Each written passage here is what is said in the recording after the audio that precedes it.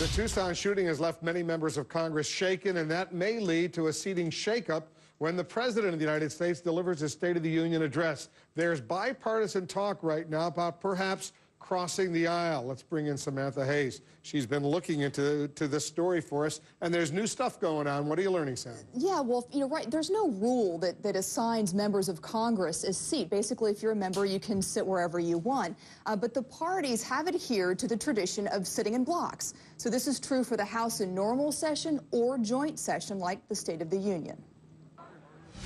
In some ways, the floor of the House of Representatives resembles a high school cafeteria. There are at least two groups who always sit together. Just take a look at the view from where the president stands during his State of the Union address. Republicans to his left, Democrats to his right.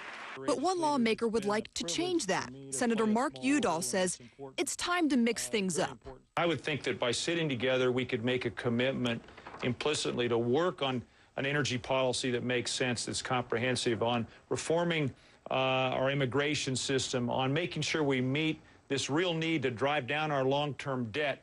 It's a nice idea, but Matt Wisniewski, the historian for the House of Representatives, says it would be a major break in tradition. Congressional directories, like this one dating back to the 1840s, shows the emergence of a divided House in the 30th Congress.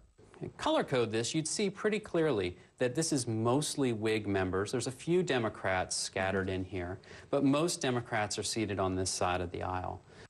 Slavery prompted that division. Now the issues are different, but the visual is the same. And following Saturday's attempted assassination of Congresswoman Gabrielle Giffords, some lawmakers say a new seating arrangement would show solidarity. Even New York Congressman Eliot Engel, a Democrat who always finds an aisle seat in order to greet the president before the State of the Union address, says he would consider switching sides. Now, what if the only aisle seat was on the Republican side? Well, I would take it. You know, we've been talking this year about maybe sitting all together and not having one Republican side and one Democratic side. So I thought if that idea of Senator Udall's takes off, maybe I'll get an aisle seat on the Republican side this year instead of on the Democratic side. But it better be on the aisle, huh? Oh, it's got to be the aisle. That's the prerequisite. Some Republicans are showing support, too, listing their names on Senator Udall's online petition.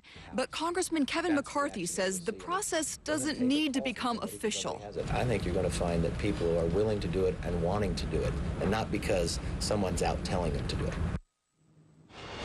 Senator Udall says that the upcoming State of the Union address, he will sit with Republicans, even if he's the only Democrat doing it. But check out this list behind me. Looks like he's got several Democrats, as well as independent Joe Lieberman, and even some Republicans, too, including Senator John McCain. Still waiting for more House Republicans to perhaps say that they'll maybe join Democrats on that side of the aisle. Sounds like Congressman McCarthy may do it. Yeah, it looks like there's a little momentum. I've been skeptical from the beginning that this would happen, but you know, stuff happens. Why not? We'll see what happens. All right, thanks, Sam.